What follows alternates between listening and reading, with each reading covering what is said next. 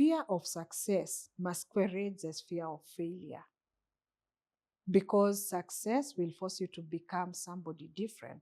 It will force you to make different choices.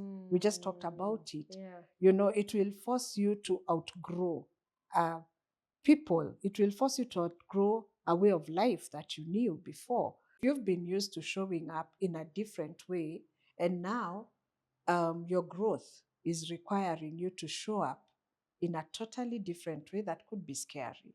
I mean, look at this. This a year ago, I would have said no to this interview. Relationships are burnt, things crash, you know, and if you're not careful, you will burn bridges so badly, there's no going back to it.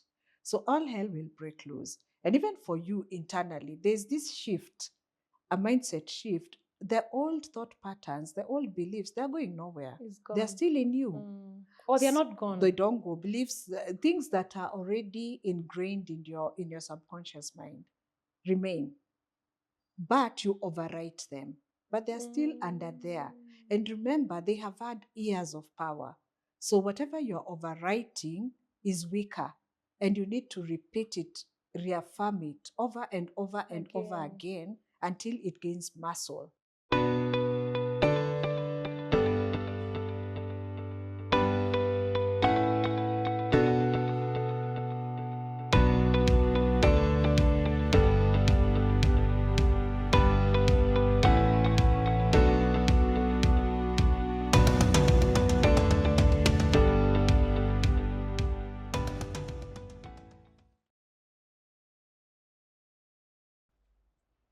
Welcome back to the Woman Experience. If you are a woman that is on a journey to leveling up, becoming the best version of yourself, just rethinking how you live your life and how to move differently in this season of your life, please come along with me. My name is Edith Karimi, and this is the Woman Experience.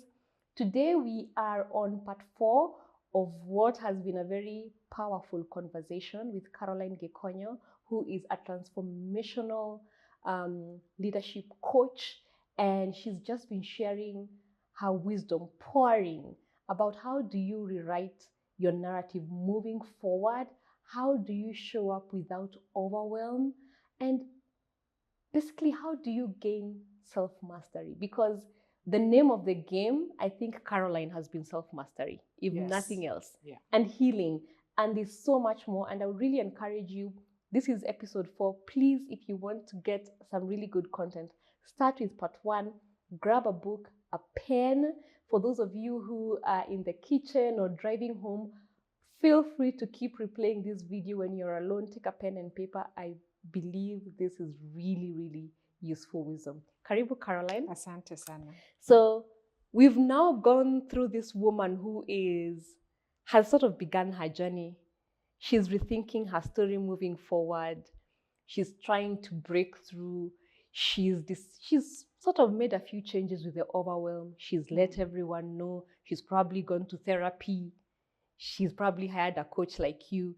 And now she's in the season of, how do I break through? I want now to be in my season of power. I want to make money, actually, whether it's a side hustle, whether it's in my career. Maybe I want to earn more in my current role or even move to another organization. She could be in business, but she's realized I've been playing small. I now don't want to make $1 million every month. I want to make 5 million. So she's in her season of starting to become. And I want us to begin there. What starts to happen now that you are at that place? You've done a bit of the mindset work. Actually, now you know the name of the game. What starts to happen? All hell breaks loose. That's number 1. Remember, we talked about the fact that when you change, you force other people to change. So they're not going to just be sitting there pretty, waiting for you to change. Then we will join you. We will be part of your growth. No. They also have lives to live. And you're destabilizing them. You're making life hard for them. So first step is all hell will break loose. And this is where I think, especially for women, we mess up. Because maybe you have outgrown the people in your life in terms of you have moved forward so fast, it feels as if you left them behind. Yes. And as we talked about it earlier, you become intolerant. And relationships are burnt, things crash, and if you're not careful, you will burn bridges so badly, there's no going back to it. So all hell will break loose. And even for you internally, there's this shift, a mindset shift. The old thought patterns, the old beliefs, they're going nowhere. It's They're gone. still in you. Or they're not gone. They don't go. Beliefs, things that are already ingrained in your subconscious mind remain, but you overwrite them. But they're still under there. And remember, they have had years of power. So whatever you're overwriting is weaker, and you need to repeat it, reaffirm it over and over and over again until it gains muscle. And that's why any new skill you're learning, in the beginning, it's so hard, you want to give up. Oh, yes. But then after some time, it's so natural. Like this conversation we're having, it's out of how many decades of experience. But can you remember the first time you had such a conversation, even in your work? I wouldn't, yeah. You were sweating, life was hard. Why did they put me here? So any new thing we are learning, whether it's a skill, it's a mindset shift, anything we are learning, it's hard at the beginning. So you are going through this shift yourself. And all parts of you are not yet congruent to move forward in one direction. So you could be having, it's like, the body, the legs are going one direction, the hands want to go in another direction. Your old habits still come and check in. So there's this whole messy space again. Yeah. As you try to turn around your ecosystem so that everything is congruent, moving forward together. So all hell will break loose internally and externally. Will it break you? That should be the question. Will you allow it to break you? Yeah. So that's what happens. I love how you're just like, yeah, it will happen. Because, and even outside of you, if you're in business, you have to meet new investors, be in new spaces. If it's in your career, you're now being asked to attend meeting in the C-suite or whatever. It doesn't really matter where you are being pushed to levels. And now all these former voices can start to come back, which now is a good transition into the second question about visibility. And when we were preparing for this, I was like, this woman has to be visible in one way or another, whether it's at work, she'll have to be more visible, in business, even in the family lens, she's probably now more visible, because people are wondering, when did she decide to start a business? I don't know, selling what, and now she was working, and now she has this side hustle. And you said sometimes visibility is not just about being visible. You have to think about the impact that you want to create. But here you're saying, but also the other hand, you're saying all hell is breaking loose. What does this look when you're being now held into the limelight of others and people are looking at you in your visibility? Yeah. The good thing is, because if you chose the change yourself and you invested in the change, things are starting to look good.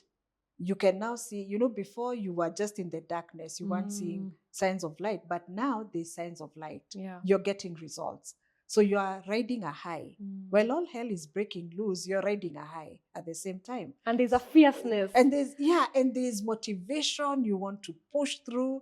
Those early stages, sometimes you miss them with all the craziness that comes with them, but you really thrive within that time. Wow. And you're moving. If you don't allow the challenges that occur to bring you down. So now the thing is, and I think it's brought to mind, I'm just reflecting back when I chose to quit employment. I didn't tell anyone. I was married then. I didn't tell my husband. 6 months.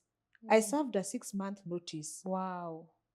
I told him a month to the notice expiring, when I had already received the confirmation and acceptance from the employer. And that's when I told him. So 5 months, I didn't tell anyone. I didn't tell my parents. People thought I was thinking of it. Resign, But I had already done it. And I think a lot of people do that also. If it's something so personal and so dear to you, we normally keep it a secret. And sometimes the people we keep it a secret from could be the ones who could have elevated us and made life easier. Yeah. But at times we've been battered so much It's by a life defiance. that we're just like, let them Yeah. know You will see my later. shop or supermarket was you will hear it's Exactly, owned by. exactly. Yeah. Yeah, it's a very interesting place to Mm. be. But I don't know whether I've answered the question that you asked. The The visibility question visibility. and the impact you want to create. You're Because you'll asking have to be visible. you're asking someone who, when you say the word visibility, I want to cover my eyes so that nobody sees me. Visibility is scary because if you've been used to showing up in a different way, and now your growth is requiring you to show up in a totally different way, that could be scary. I mean, look at this. This a year ago, I would have said no to this interview because visibility was really scary for me at Yeah. that time. So you will end up having to be visible in a way that's probably different than how you were visible before. And I've had this conversation so many times because when I ask, when we set goals with my clients, and then I ask them, what will potentially hold you back from working on this goal or from achieving this goal? And almost all cases, people come back and say, I will be forced to be seen, or I will be forced to show up. I will be speaking to the People board. will know. I will now I'll be on TV, And if you notice, a lot of people, when they hit it, they first, especially women, we hide. Oh, yeah. Yeah. So, and when someone comes and tells you, oh, Edith, I saw this. I saw your company congratulating you on LinkedIn. You say, yeah, we played down. Like the YouTube. I posted my status on WhatsApp, and then someone later was like, oh, I see you on YouTube. I was like, oh, just that small thing. That small kabiashara, that's a just a small channel. business, Yeah. that channel of mine, that hobby, we diminish something that we have worked so hard for and something that means so much to us. But when you diminish it, what are you telling yourself? I'm not good enough. I'm not worth it. It's not good enough. Yeah. So you're creating what will become a self-fulfilling prophecy eventually. Because if this narrative continues, you will give up. If this narrative continues, you will start playing small. You'll start doubting yourself. You will have hit your goals, and then you will start showing up in the old version of you. So you start showing up timid. You show up, you wowed these people at the interview. And then what happened? Why is there such a disconnect between the person we interviewed and who you are? And normally the first 90 days, if it's a new job, and especially at a new level, your first 90 days will determine everything. Wow. So you have to show up. You have to show up. Yeah. You have to force yourself to show up. And another thing about visibility is, again, the narrative is normally in the mind. And the haters that you're afraid of, they will hate. Haters will hate. Yeah. And if they come and hate you, at least they have revealed who they are. Now you know. And you don't have to really follow that negativity because we focus so much on the little negativity. Maybe it's 1 out of 10. You forget the 9 out of 10 who are embracing you, who are cheering you on, who are really looking forward to whatever it is that you're showing up with. So visibility kind of goes with whatever we are seeking to achieve. But there are different levels of visibility. Depending on your journey and where you are. And what you're working on. I mean, for you have to be visible. Yeah. For me, I think I would probably do a faceless YouTube channel because that I'm more on audio. And then maybe one day I will just decide to change and do even public speaking. You're like, let me do it. And it also depends on your personality. You may find that there are some people who gravitate towards being so out there, and there are some people who gravitate towards being more, laid back, toned down. So find what works for you that still puts you out there. so that you do not kill the The momentum that you have momentum you're already building. created and gained. Yeah. Yeah. And it's funny because also I think one of the things with visibility is the fear of failure. Because now you're doing this thing and you are full on. You started gaining momentum, you opened up your business, you started your side hustle, you started this.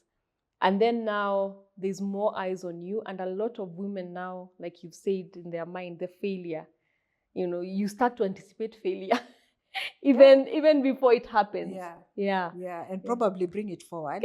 But then, like for business, Yeah. if you're in business, failure is not an option. Yes.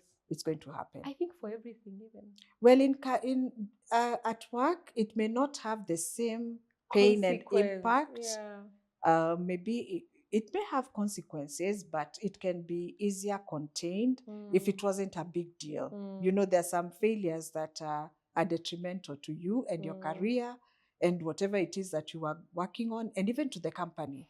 But if it's just this normal fear of failure, like I was unable to speak at the last meeting, Yeah. or I spoke and then there was silence, or I was put down and I was unable to speak up for myself, or maybe this is something that's happening, it needs to change and be done this way, and then you change and do it your way, and then it doesn't work, but it's not detrimental. Yes. That can be handled. But in business, I think we were talking about it just the other day, the fact that for entrepreneurs, Stages. stress You is, fall. you fail almost every day, Yeah. a no to an entrepreneur may not be as painful as a no to somebody who is receiving a salary That's at the true. end of the month. That's true. So it depends on who you are, it depends on what you're working on, it depends on where you are at. But failure really is not an option. And it's something, it's a part of life.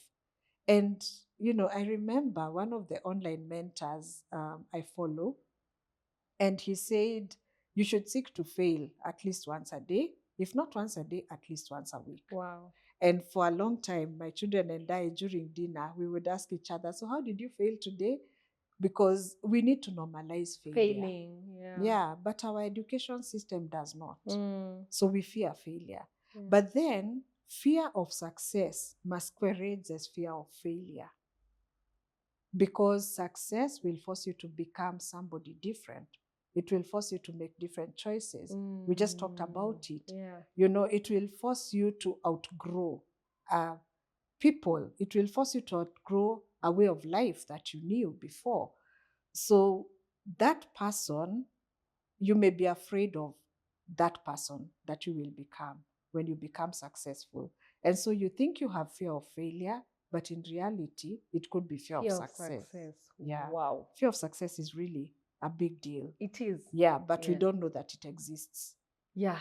But I want us now to move to also to earning, especially for women, from their gifts, their purpose, or even from their careers, businesses, whatever, which is something you're very passionate about. Like pricing, how you ask for money, that mindset of pricing. Could you just talk a little bit about why it's so important for women to start being comfortable with the language of money, how it speaks and how it should show up in your life? Because that's so important. Oh, it took me years to be comfortable to now start charging well. And it took even years for me to not tell someone, this is how much I charge, but, you put in that but already, you've killed whatever it is that somebody could have said yes to. So when it comes to, and especially people who are service-based, especially people who are monetizing their purpose, basically, or something that you're really passionate about. You're so passionate about it, you could do it for free. Yes. And that's where the problem comes in. I'm like, it doesn't take me, but exactly. It's a gift. It's a gift. So my gift, why should your gift just be given out for free if you had intended to make money out of it? If you chose to not make money out of it, that's good. It's okay. It's your choice.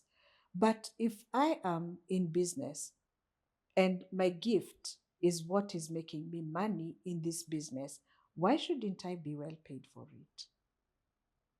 When you go to a doctor, whether if you can't afford, what will they do?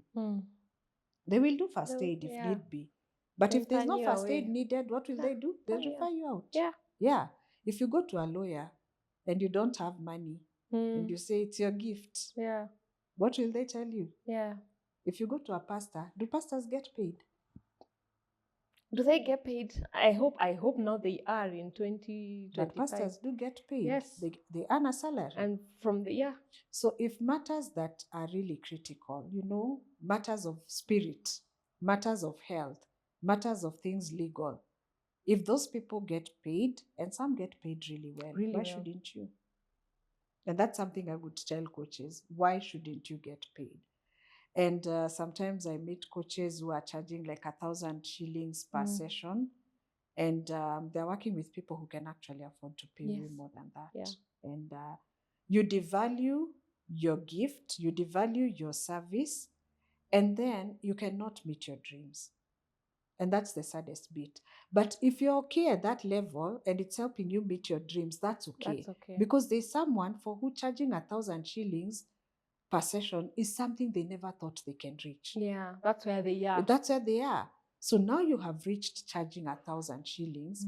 You should grow, because the type of client you will start getting as you become a better coach. So let's pick coaching, because that's what I am so most conversant with. Yeah. So you've reached the point where you cannot charge 1,000 shillings per session. This time next year, why should I meet you charging the same? Evolve. Your clients are growing because they are working with you. Then I should meet you having increased your fee. And over time, you will notice one thing. As you start charging what you're worth, then the people who show up as your clients show up differently. Oh, yes. Yeah. They value your time. 100%. They value what you do for them and with them. They don't disturb you much. And they really appreciate 100%. Whatever it is that you're doing with them. Yeah. But if you stay in a place of charging lower than your worth, even if it's, you've gotten a job, you've asked for very little when you could have asked for more, and consistently, that's what you're always doing. You're always asking for very little to get your foot in. When you show up, you won't show up fully. It's true. And you will become resentful over time. Yeah. You will hate the people you're working with or working for, and you will never achieve your dreams.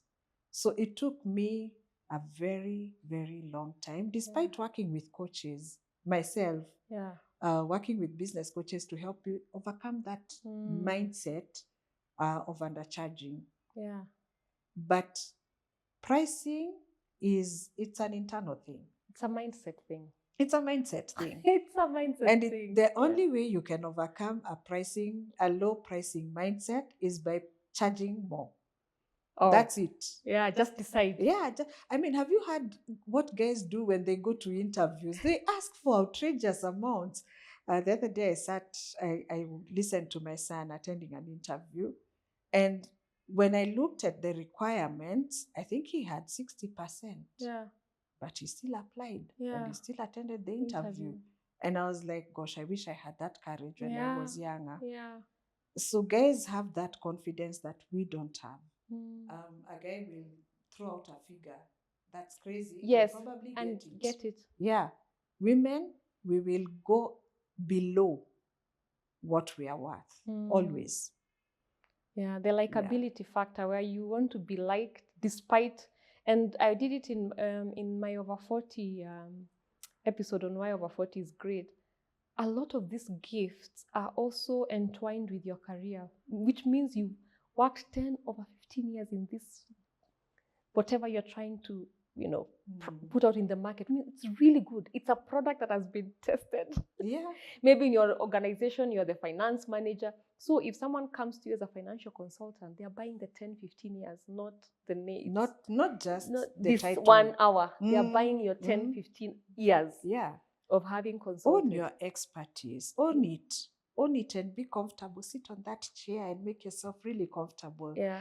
And believe that you are worth it. But then also, there's a ceiling as to how much you can charge. Like, for example, what a life coach can charge in Kenya and what a life coach can charge in, say, the UK is different. It's different. And what a life coach who's working with women in leadership can charge is different from what a life coach who's working with teens Teenager, yeah, can for charge. example, yeah. Yeah, so you also need to know your audience.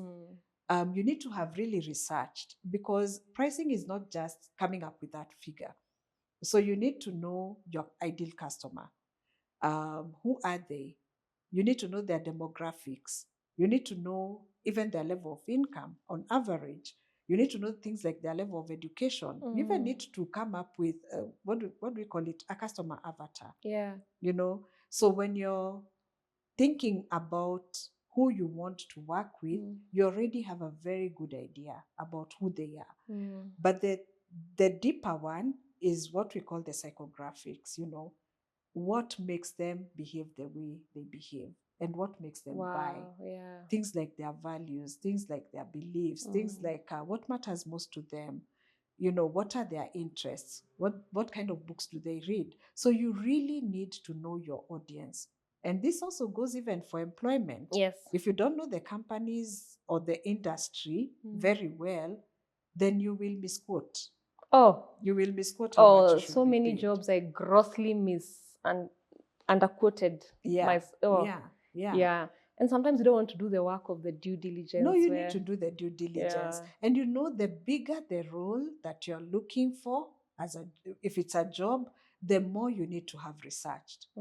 Because if you don't do that, even if you get the job, you will miss out on things that are really important to you. Yeah. So you price yourself accordingly. Don't go overboard too much. You can try it just to see, you know, the way we say, let's throw ugali on the wall and see whether it will stick. Yeah. So you can just try it and surprise yourself. And every once in a while, you should actually surprise yourself. And ask for something a little bit more than you would have. But if you're self-employed, then you need to calculate your value. I actually have a whole e-course on pricing, just pricing alone. Look out for the e-course. I'll tell you when she shares. Because it's not just about knowing your customer. It's not just about knowing yourself. It's not just about knowing your value. There are so many other things that you need to work on, and then you come up with the appropriate price, take it to the market, test it. And then come adjust if you need to adjust, and then decide after every how long I am going to increase my price. Also keep in touch with the market rate, because you may go so high that you overshoot the market rate, and then people will always say no. But there's a saying in marketing that if no one tells you that your price is too high, then you're pricing yourself too low. But if everybody says you're too high, then you're actually too high. Yeah. Yes, because I remember in my first years of consulting for clients with their personal brands, it was always, oh yeah, I'll pay very quickly, and some would even forward me the the M-Pesa, the payment, because you're like, wow, I got lucky, and with the type of work this referral has given me, I can't believe. But now there's a bit of hesitation, which tells me I'm not there yet with it, but it's becoming better. I want you to address, as before I ask my final question, and for us to wrap up. I have a feeling there's a lot of women watching me who are in careers and who have gifts, and they know if today they were just given all the money. I love how you used to frame our coaching sessions with, if Edith, you had all of the money and all of the time in the world, what would you do? And it was always like, I want to inspire women. I want to. But they are just at that place where they have not crossed over. And as a coach who's worked with so many women, please either encourage them or just speak to them, because there are so many. Some of them are my friends who are like, oh my God, you finally started this. How do you do this? They're still stuck. Speak to them before we wrap up this thing. The question is, do you want to move forward, or do you want to stay stuck? Because it's we stay stuck a lot of times because we don't want to take the next step. We are afraid. Fear plays a big role. Actually, with all of my coaching starts with one thing. What's your fear? Because we need to put it here. Let's lay it out. Let's give it a name. Let's see how it manifests in different places. So you have to be willing. You see, I can come and look and see Edith has done it. And it can inspire me to move forward. Like today, I'm telling you, because you've done it, because I'm here, Yeah. I'm also considering something. Yeah. Or I could say, wow, Edith has done it. Hey, lakini it's too hard. It's too this, it's too that. I can put the roadblocks myself. When all is said and done, you have to make a choice. Edith has done it. Yes, can I learn from her? I can ask her questions about how she overcame her fear and learn from her. So if you're feeling stuck, the first step is to make a decision. You know, do I want to move forward? Yes. If I want to move forward and this is the person I saw who has done it, can I go learn from them? Can I shorten my learning curve? So where can I get the knowledge that will help me know how to move forward safely? Because you also don't want to start messing up what is already working for Be a you. trainer, yeah. And another thing, if you're employed, please do not steal your employer's time. Do not run your side hustle, your business during your employer's time. If your side hustle or business is going to take more than 12 hours a week, you're not ready to start it. So that is about 2 hours a A day day for 6 days. and not part of your That's employer's. not part of your. Do not steal your employer's time. Because it will happen to you. Steal your resources. Their resources. Do not steal their money. That's so important to state. Exactly. So whatever it is you're setting up, if you're employed, please do not steal. Because whatever you will do to your employer, exactly, it will happen to you. And even if it doesn't happen to you, it's just wrong. You cannot take a salary from your employer to do your own stuff. That is just unethical. So if you find that your business idea or your side hustle or your passion, whatever it is going to require more than 12 hours a week, break it down. Break it down to something that you can start, something so small. So maybe let's say you wanted to set up a coaching practice. Yeah. But you have seen you don't have the time. But you have all this knowledge you want to share with women. Yeah. And you have time for the YouTube channel. Yeah. So you've started a YouTube channel, you're growing a following, and you're gaining experience. Yes. And you're also getting to identify exactly what it is you will be able to help your audience with. So you can start there. Yeah. And then you can say maybe in 5 years' time, I would want to have a coaching practice because I will have time for it. Yeah. Another thing you can do is to join forums for entrepreneurs. Yes. Because remember, community matters a lot, and community will also help you overcome the fear. So join entrepreneur forums, and especially those where you have people who have overcome this hurdle and now they're on the other side, but not too far ahead. You know, if they're 10 years ahead, they'll have forgotten how it was. Yeah, they'll be telling a story, but it will not have all the details that you need.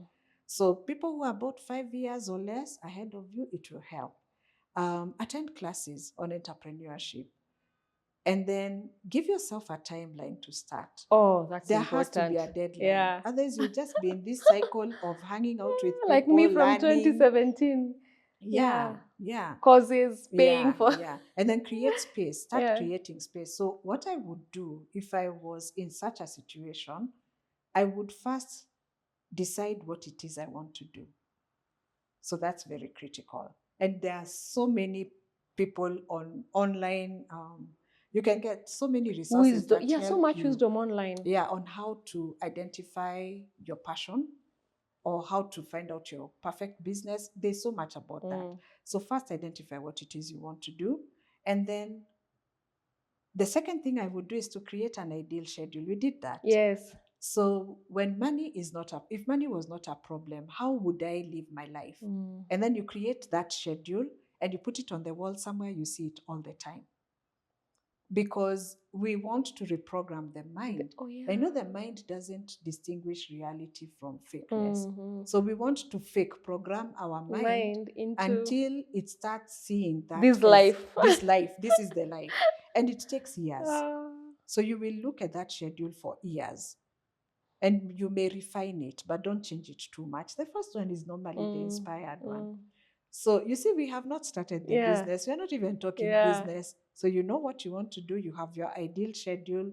You've joined maybe one entrepreneurs forum, and keep in mind 12 hours a week. So you are not stealing time from family, and you're not stealing time from your employer, and you're not stealing time from yourself. That's the focus now, demanding a bit of sacrifice. Yeah. So you may have to sacrifice some things. You may get out of some WhatsApp groups. You may leave a chama or two. Yeah.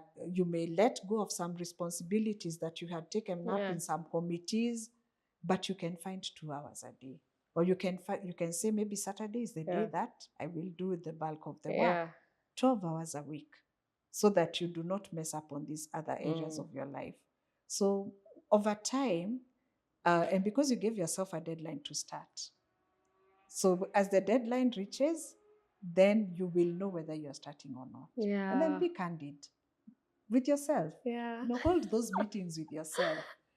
I love how you're usually like, if you cannot, even those 2 hours, be candid. If you're not willing to, then you're not ready. You don't want it bad enough. Yes, put it in the defer column of your prioritization matrix. Instead of going through this loop every year. Yeah. And then consciously say, I want this, but I acknowledge it's not possible right now. And pack it. Okay. Yeah, and when you're ready, you will go and bring it back. Am I ready? Not yet. Please just stay there. And then maybe you may say, okay, I'm not ready. Like you decided you're not going to do the shooting yourself. Yeah. So can I delegate the shooting? Because it was a form of procrastination. Exactly. I don't have time to edit. And I don't even have the equipment. I don't have. So you have delegated it. Yeah. And look at what has happened to your channel. It has shot up. Yeah. Yeah, so don't kill yourself because you have this idea that you want to monetize, or this passion that, it's... And making it bigger. The starting is, you told me to remind you to share something. Start with what you have. What is in your hands Just look at the camera, because I know there's a woman watching and being like, next year that's when... There's no next year. There are no guarantees in life. Time is not guaranteed. If there's something that is calling out from your heart and you feel you need to take it out to the world, because that's what we're talking about, start with what you have. Start where you are. Find resources that will help you to start with what you have and from where you are. That small step is exactly what you need to take. You don't have to start big. People will laugh at you because they will be like, now this one, with all her growth, with all her success, this is where she's going. Yeah, people will laugh at you. So if you're afraid of being laughed at, no, you will be laughed at. But eventually, you are the one who will be winning, because you will have fulfilled something that has been calling out from your heart. Yeah. That's what I'd say. Oh, that's so powerful. And as we end, I remember you telling me, I don't remember, I think it's 2020, I was like, Edith, videos, does your phone have a camera? I don't know whether you can remember. I can't remember. I think you were so exhausted with me. Does your phone have a camera? I never get exhausted. By the way, I never get it. In fact, it had crossed my mind and then it disappeared as I was talking earlier. You should never underestimate the power of somebody's dream. Because when the time comes and they wake up, and you don't know what God has in store for somebody. But it doesn't matter. Today, even if I met a chokora and they told me they are dreaming, I would still believe them. Dreams are powerful. Dreams are powerful. So we never underestimate people's dreams, because you never know how far that dream will take someone. I can't. But you are like, you have a phone. There's a it has a video. I want you to go put it somewhere and record. You can't remember, but you are like, Edith, you have everything you need. But I was like, remember, you did it, and we got the videos. We got it. Yeah. So as we end, I want you to just encourage women, because I just feel like in the world we are living, we were discussing on Saturday, there's just so much, if it's not politics, turmoil. We are busy moms. Even if you're not married, there's work, there's so much chaos. And I want you, because you've worked with so many women, encourage a woman, whatever season they are in, to just honor themselves. Because sometimes we don't even get to hear someone even just telling her, you're important, you matter. You can go back to, you can rebrand at any given time. So just use your wisdom over the years to encourage someone, and then we'll end, because I don't want to take for granted that such messages, people just need to hear them, even if it's online. Yeah, and sometimes we need to hear the same message over and over in different ways before it actually sinks in. And we've had, but at the same time, some of these are overused. You can start at any time, yeah, but my pain is in the here and in the now. Previously, I would have given all those, I would have said all those things. I think this season I'm in right now has been quite an introspective season. And what I know now in this season, things change with seasons, Yes. is that you just need to weather the storm. You need to find the resources that will help you weather the storm, because that's what it is. And eventually, the storm will be over. The question is, will the storm have devastated you? Wow. Or will the sun shine and you will see the sun shining? So whatever you do within this storm matters, because it is what will determine your end point. So I've had so many storms. I've had fights with God. There was even a time I remember, I remember crying, flat out on the floor, crying. And I told God, this, I can't hack this. It's not, why is this happening to me? Why can't you help me? And I'm coaching, I'm helping women. They're growing. Why aren't I growing at the rate that I expect to? Why is my life a mess? And I remember that time I was so angry with God. My journals from that season, they are so angry. And then when the season was over, I just laughed, and I saw myself as a whiny little child clinging to the parents' legs or clothes and crying. And that is who I needed to be in that season.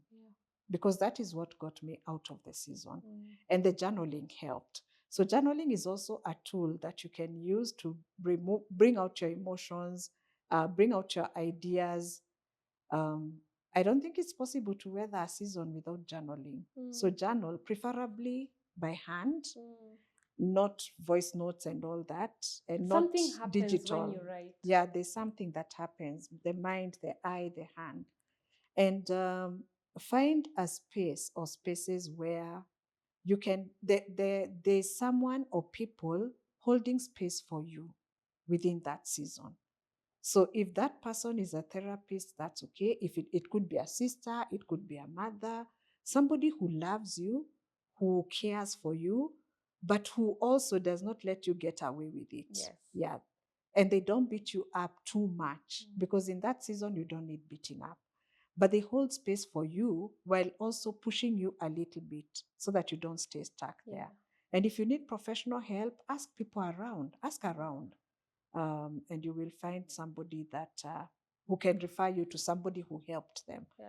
I think the problem comes in when we try to weather the season alone, and when we try to mask, and then you have this mask when you're with Edith, that mask at work, that mask for family, and eventually the masks will all crash. They'll all crumble. And what is left is somebody who will now require medication. Yeah, because your mind will blow. Yeah, you'll just blow up. Yeah, so weather the season. Weather the season. And when you get out on the other side, look back and smile and thank God. But learn the lessons from each season too. Yeah. Wow. Where can people find you, connect with you? Where do you post more often? This was beautiful.